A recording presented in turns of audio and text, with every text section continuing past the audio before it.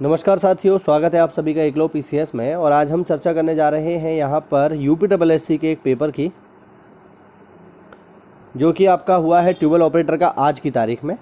इसमें जो हमारे काम की चीज़ है वो है जीएस और हिंदी, और ये सभी उन परीक्षाओं के लिए उपयोगी है जो आने वाले टाइम में आप देखेंगे, चाहे लेखपाल हो, चाहे फॉरेस्ट गार्ड हो अगस्त में, या फिर वीडियो का री एग्ज़ाम हो। तो चलिए बिना किसी देरी के हम इसको देख लेते हैं। ये यहाँ पे पहले गद्यांश दिया हुआ है 1 से लेकर 4 तक, इसको आप पढ़ लीजिए, ठीक है। और मैं तो इसको पढ़ूंगा नहीं, क्योंकि मैंने इसको पढ़ लिया है, तो मैं डायरेक्ट इसके आंसर आपको दूंगा, ठीक है। तो चलिए देखते हैं यहाँ पे क्वेश्चन नंबर 1। देखो क्वेश्चन नंबर 1 को यदि हम यहाँ देखेंगे तो जो प्रश्न नंबर पहले का जो जवाब होगा वो होगा ऑप्शन सी। ऑप्शन सी इसका सही जवाब होगा। आपको अपना स्वभाव प्रसन्नतामय, उल्लासमय और हर्ष समन्वित बनाना पड़ेगा, तो व्यापार आपके पीछे भागेगा, आपको व्यापार के पीछे नहीं भागना पड़ेगा। ऑप्शन सी इसका सही जवाब हो जाएगा। क्वेश्चन नंबर 2 देखिए, उल्लास और परोपकार की भावना मन में लाने से कौन सा परिवर्तन नहीं होगा, ये पूछ रहा है, तो ऑप्शन बी इसका सही जवाब हो जाएगा। चलिए आगे देखते हैं। आपका व्यवसाय दिन दूनी रात चौगुनी तरक्की करेगा, इसमें ये मुहावरे का क्या अर्थ है, तो ऑप्शन डी बिल्कुल इसका सही जवाब है। अच्छी तरक्की करना, बहुत बेसिक सवाल है। आनंद से परिपूर्ण आत्मा वाले व्यक्ति के संपर्क में आने पर क्या प्रभाव पड़ता है कि लोग उससे मुस्कुराकर बात करते हैं, उसका स्वागत करते हैं। क्वेश्चन नंबर 5 देखिए, एक एक शब्द का संधि विच्छेद क्या है, तो इसका संधि विच्छेद होगा साथियों ऑप्शन ए, एक और एक दीर्घ संधि का उदाहरण है, बहुत ही आसान। अगला प्रश्न देखिए यहाँ पे, घोड़े बेचकर सोना, इसका अर्थ क्या है, तो साथियों इसका अर्थ हो जाएगा निश्चिंत होना। ऑप्शन बी बिल्कुल सही जवाब होगा। हिरण शब्द का पर्यायवाची शब्द इनमें से कौन सा है, ये आपको बताना है, तो इसमें सही जवाब होगा ऑप्शन सी, सारंग। तुरंग जो है ये घोड़े का पर्यायवाची है, घोड़ा। शार्दुल जो है शेर का पर्यायवाची है, और धूसर होता है मिट्टी ऐसे रंग का, तो ऑप्शन सी इसका सही जवाब है। अमावस्या का विलोम क्या होगा साथियों, बहुत ही सिंपल, अमावस्या का होगा पूर्णिमा, ऑप्शन ए। योगदान शब्द में कौन सा समास है, तो बहुत ही बेसिक सवाल है ये, इसका आंसर होगा ऑप्शन ए, तत्पुरुष समास इसमें होगा। आगे देखते हैं। आगे देखिए, इनमें से किसकी वर्तनी सही है ये आपको बताना है, तो साथियों इसमें जो सही वर्तनी शुद्ध होगी वो होगी ऑप्शन सी। अभ्यंतर नामक सही शब्द होता है, उसी से बना है अभ्यंतरिक, ठीक है, तो ऑप्शन सी इसका सही जवाब होगा। इनमें से कौन सा शब्द तद्भव है ये पूछ रहा है, तो ऑप्शन ए इसमें जो है तद्भव है, मीत तद्भव है। मीत का तत्सम होता है मित्र, मित्र सही शब्द है, और मित्र का तद्भव होगा साथियों मीत। लज्जा अपने आप में तद्भव है, इसका तत्सम होता है लाज, ठीक है। हस्त का तद्भव होता है हाथ, और पीत का होता है पीला, ठीक है, तो ये इसका सही जवाब हो जाएगा। कौन सा शब्द स्त्रीलिंग है यहाँ पे आपको बताना है, तो स्त्रीलिंग शब्द है इसमें भाषा, ऑप्शन डी, भाषा होती है, स्त्रीलिंग शब्द है। लेना एक ना देना दो, इस लोकोक्ति का क्या अर्थ है, इसका मतलब है ऑप्शन सी, किसी से कोई मतलब ना रखना, ठीक है। रक्तिमा शब्द में कौन सा प्रत्यय लगा है साथियों, तो रक्तिमा में जो प्रत्यय लगा है, आपने शब्द सुना होगा रक्तिम, तो रक्तिम में जो प्रत्यय होता है वो होता है इम। अब यहाँ पर है रक्तिमा, तो प्रत्यय हो जाएगा इमा, ऑप्शन सी। किसी व्यक्ति या सिद्धांत का समर्थन करने वाला व्यक्ति कौन कहलाता है, तो वो कहलाते हैं फॉलोअर यानी अनुयायी, ऑप्शन बी इसका सही जवाब हो जाएगा।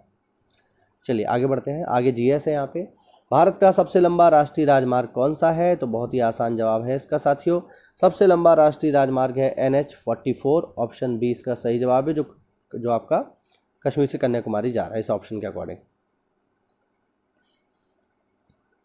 आगे देखो, दांतों में कैविटी किस तत्व की कमी से होती है, कैविटी मतलब जो है दांतों में छेद हो जाते हैं, फ्लोरीन की कमी से, ऑप्शन बी। भारत का पहला अमृत सरोवर किस राज्य में लगाया जा रहा है साथियों, यूपी में लगाया गया है अमृत सरोवर। जो हमारा भूगर्भिक जल होता है उसके स्तर को बढ़ाने के लिए लगाया जा रहा है अमृत सरोवर, और उत्तर प्रदेश के रामपुर जिले में एक गांव है, वहां पर इसको लगाया गया है।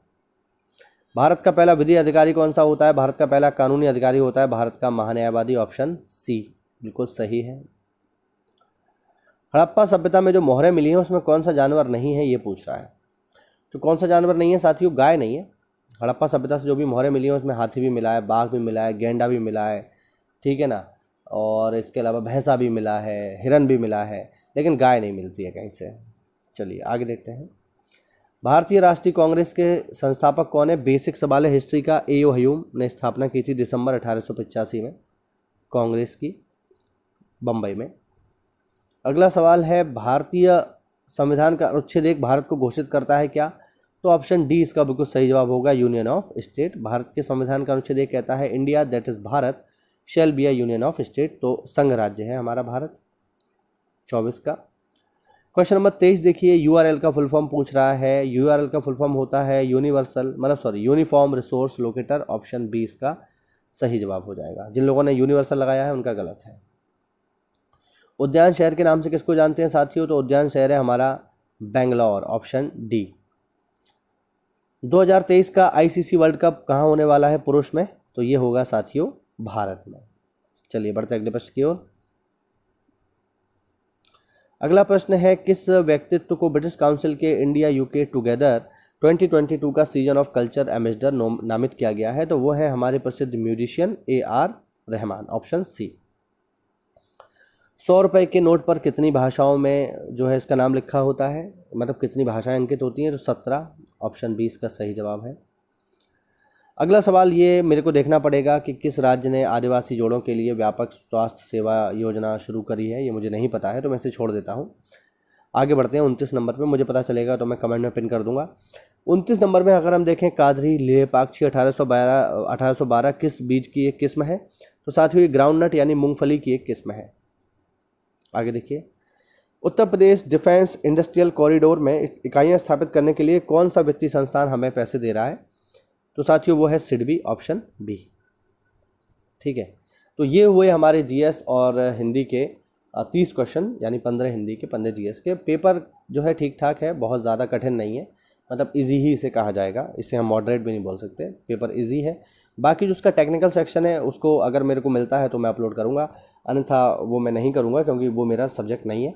तो ये हुए हमारे सवाल। यदि इसमें आपको लगता है किसी सवाल में कोई डाउट है तो कमेंट के माध्यम से आप पूछ सकते हैं, उसका मैं आंसर आपको जरूर बताऊंगा। चलिए आज के लिए इतना ही, मिलता है अगली क्लास में। तब तक के लिए जय हिंद, जय भारत, वंदे मातरम।